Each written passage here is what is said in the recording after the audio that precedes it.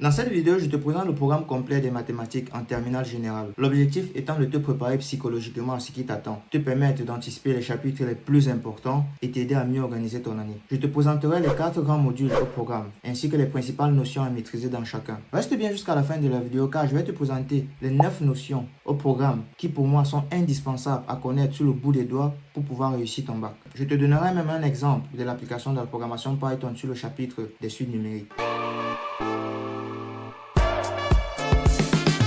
Dans le premier module algèbre et géométrie, il y a le chapitre combinatoire et de nombrement. Dans ce chapitre-là, tu verras les notions principes additifs et multiplicatifs d'un ensemble, le nombre de parties d'un ensemble à n éléments, la notion de factoriel, les quadruplets, les permutations et les combinaisons. De toutes ces notions, on va par exemple se concentrer sur la notion de factoriel. C'est quoi le factoriel d'un nombre? On le note n factoriel. C'est quoi le n factoriel? N factoriel, c'est la multiplication de tous les éléments qui se trouvent, de tous les nombres qui se trouvent entre n et 1. Par exemple, n factoriel va se noter n fois n-1 fois n-2 fois 3 fois 2 fois 1. Exemple 3 factoriel, c'est 3 fois 2 fois 1. 6 factoriel, c'est 6 fois 5 fois 4 fois 3 fois 2 fois 1. C'est une notion très importante qui te permettra de travailler sur la notion de quadruplet, sur la notion de permutation et de combinaison. Très important comme chapitre qui va demander à ce que tu travailles assez d'exercices pour mieux comprendre et bien assimiler la différence qu'il y a entre un quadruplet, permutation et combinaison. Surtout savoir quand est-ce qu'il faut utiliser un quadruplet, une permutation ou une combinaison. Le prochain chapitre portera sur les vecteurs, les droites et plans de l'espace. En première, tu sais ce que c'est qu'un vecteur. On t'a introduit la notion de vecteur dans le plan. En terminale, tu reverras la notion de vecteur mais dans l'espace. Notamment, tu reviendras sur les notions de collinéarité. Quand est-ce que deux vecteurs sont collinéaires? La combinaison linéaire des vecteurs de l'espace, les droites de l'espace et les plans de l'espace. Tu reviendras également sur l'équation paramétrique de droite, l'équation de plan. Comment est-ce qu'on trouve l'équation paramétrique d'une droite? Comment est-ce qu'on trouve l'équation d'un plan?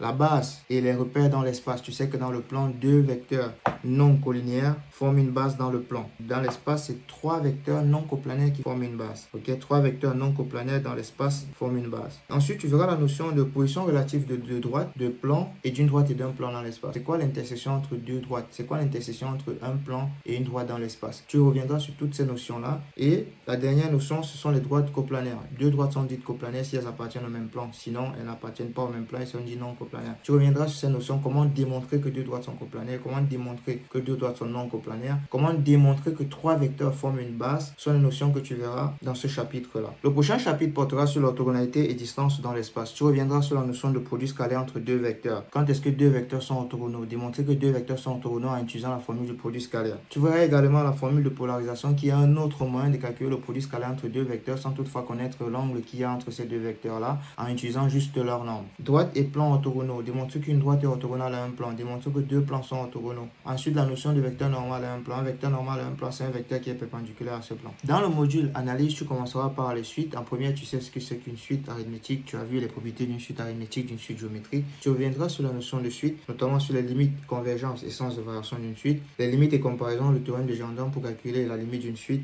Les suites arithmétiques et suites géométriques, comme j'ai déjà dit, les majorants et les minorants. Il y a le théorème qui dit que toute suite croissante et majorée est une suite qui converge, ou alors décroissante et minorée, c'est une suite qui converge. Et très important, le raisonnement par occurrence. Le raisonnement par occurrence, très important, et d'ailleurs, ça fait partie des 9 notions dont je te parlais en début de vidéo qu'il faudra maîtriser au bout des doigts pour pouvoir réussir ton bac. C'est l'un des points clés de ce chapitre. Le prochain chapitre portera sur les limites des fonctions. Tu verras plusieurs méthodes pour calculer la limite d'une fonction, notamment en utilisant les limites des fonctions usuelles, c'est-à-dire c'est quoi la limite d'une fonction inverse, la limite d'une fonction polynôme, la limite d'une fonction constante par exemple. Tu verras les croissances comparées pour calculer les limites des fonctions, les majorants, les majorations, les minorations ou les encadrements pour calculer les limites des fonctions, la factorisation du terme prépondérant dans une somme pour calculer les limites des fonctions. Toutes ces notions-là sont les notions que tu verras en terminale dans le calcul des limites. Il faudra faire beaucoup d'exercices évidemment pour pouvoir maîtriser et savoir quand est-ce qu'il faut utiliser une notion plutôt qu'une autre. Et enfin, qui dit limite dit asymptote. Après le calcul des limites, tu verras les différents types d'asymptotes qui existent, c'est-à-dire les asymptotes horizontales, les asymptotes verticales, les asymptotes obliques. L'asymptote, c'est tout simplement une droite vers laquelle la fonction va tendre, va se rapprocher à l'infini sans jamais la toucher.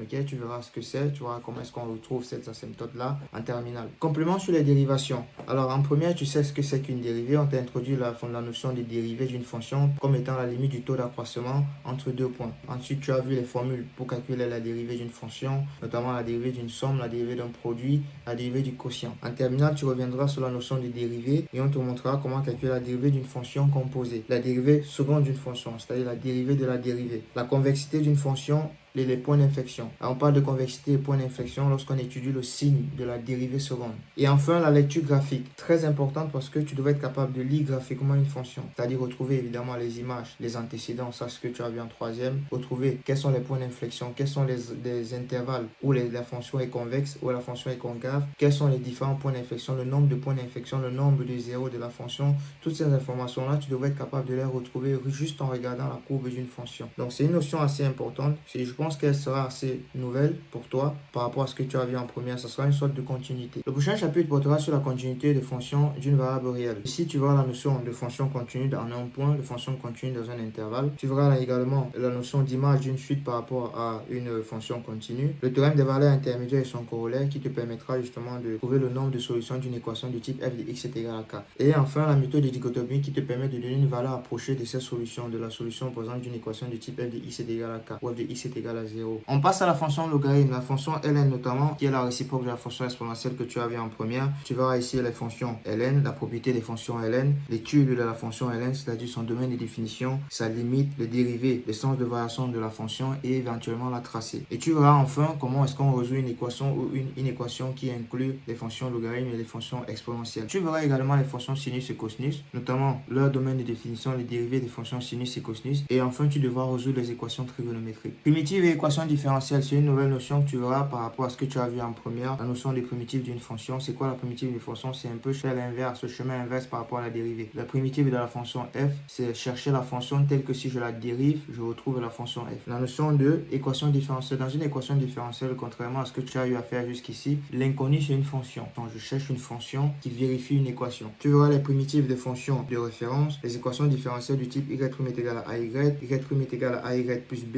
y' est égal à y plus f, où f c'est une fonction d'une variable réelle. La primitive d'une fonction composée également, c'est une notion que tu verras en plus dans le programme de mathématiques. Le prochain chapitre calcul intégral, tu verras les définitions, les notations et le calcul d'air. Comment calculer l'intégrale d'une fonction en utilisant les primitives et l'intégration par partie, la propriété des intégrales, la valeur moyenne d'une fonction. Enfin, dans le module de probabilité, tu verras la notion d'épreuve de Bernoulli, la loi de Bernoulli, le schéma de Bernoulli. C'est quoi une épreuve de Bernoulli? C'est une expérience au cours duquel il n'y a que deux issues possibles. Lorsque je lance une pièce par exemple, c'est une épreuve de Bernoulli parce qu'il n'y a que deux issues possibles, pile ou face. Ok, c'est quoi un schéma de Bernoulli? Un schéma de Bernoulli, c'est tout simplement une épreuve de Bernoulli qui est répétée plusieurs fois. Si je répète une épreuve de Bernoulli 10 fois, ça devient un schéma de Bernoulli. Surtout si les répétitions sont indépendantes et identiques. C'est-à-dire identiques parce que les probabilités ne doivent pas changer au cours des lancers et indépendantes parce que lorsque je lance la pièce la 6e fois, elle ne doit pas dépendre de lorsque je l'ai lancée la 5e fois. Donc les lancers sont indépendants. C'est ça un schéma de Bernoulli. La loi binomiale, c'est quoi la loi binomiale? Tu le verras en terminale. C'est quoi le code des coefficients binomiaux également? Tu verras également la somme des variables aléatoires. C'est-à-dire si j'ai une variable aléatoire x, j'ai une variable aléatoire y, c'est quoi? Qu'est-ce qui se passe lorsque je fais la somme de ces variables aléatoires? C'est quoi l'espérance d'une somme? C'est quoi la variance d'une somme? Tu vois également l'inégalité des bien-aimés de Chebyshev, l'inégalité des concentrations et enfin la loi des grands nombres. On arrive à la fin de cette vidéo et je te dévoile la liste des 9 notions qui selon moi sont indispensables à connaître sur le bout des doigts pour pouvoir réussir ton bac. Tu devras pouvoir faire la différence entre cas Euler,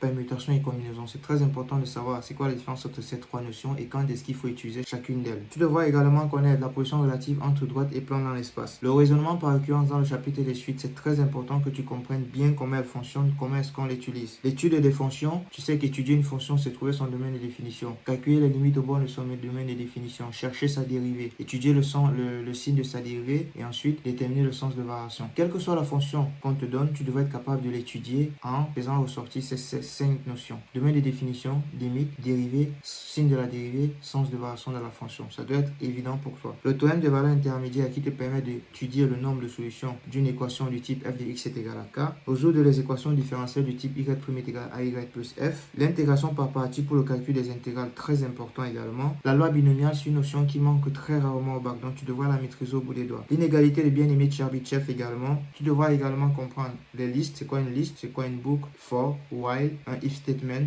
en programmation Python car ça sera très important pour le chapitre des suites. Comme promis, je te montre un exemple de l'application de la programmation Python dans le chapitre des suites. Ici, on peut voir qu'on a une suite UN qui est égale à 3n plus 2. On a calculé les 7 premiers termes de la suite UN, c'est-à-dire U0 à U6. Et à gauche, on a une fonction écrite en Python qui s'appelle seuil et qui prend un paramètre A, ok? Qui prend un paramètre A en entrée, d'accord? Et que fait cette fonction? Elle va initialiser U à 2, n égale à 0. Et tant que U est inférieur à A, qu'est-ce qu'elle fait? Elle calcule tout simplement le terme suivant de la suite. Donc, initialement, on passe une valeur A. Si U est inférieur à A, qu'est-ce qu'elle fait? Elle calcule tout simplement les termes d'une suite. Que renvoie cette fonction? C'est tout simplement la valeur de n à partir de laquelle la suite dépasse la valeur A. Et donc là, on nous pose la question de savoir que renvoie la fonction si on lui passe 12. Si on passe la valeur 12 en entrée. Et là, on peut voir que S est égal à seuil de 12. Si on passe 12, qu'est-ce qui se passe? Ce qui se passe, c'est que initialement, U est égal à 2, N est égal à 0. Tant que je vérifie la condition, est-ce que U est inférieur à 12? Oui, U est égal à 2 et il est inférieur à 12. Donc, je calcule N plus 1. Donc, N prend N plus 1. Maintenant, N est égal à 1. Et ici, U prend 3 fois N plus 2. Qu'est-ce qui se passe? Ici, U prend 3 fois 1 plus 2, ça fait 5. En fait, U prend la valeur 5. En fait, là, j'ai calculé U1. Ensuite, je reviens, je revérifie la condition. Maintenant,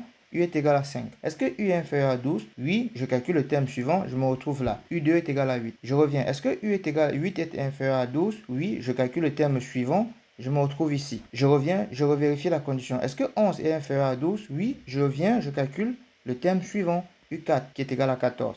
Et là, je vérifie la condition. Est-ce que 14 est inférieur à 12? Non, non, je sors et je retourne la valeur de n et que renvoie la fonction? Il me renvoie tout simplement 4. Donc, la fonction me renvoie la valeur 4. Ça, c'est égal à 4. Ça veut dire que c'est n est égal à 4. C'est à partir de 4 que la suite UN prend les valeurs supérieures ou égales à 12. C'est de cette façon que tu devras utiliser la programmation Python dans le chapitre de suite. Il y a pas mal d'exercices durant le programme qui nécessitent que tu maîtrises la notion de boucle for, la boucle while et la boucle if. On arrive à la fin de cette vidéo. N'hésite pas de t'abonner, d'activer les cloches de notification pour ne rien rater et on se donne rendez-vous à la prochaine vidéo. Ciao.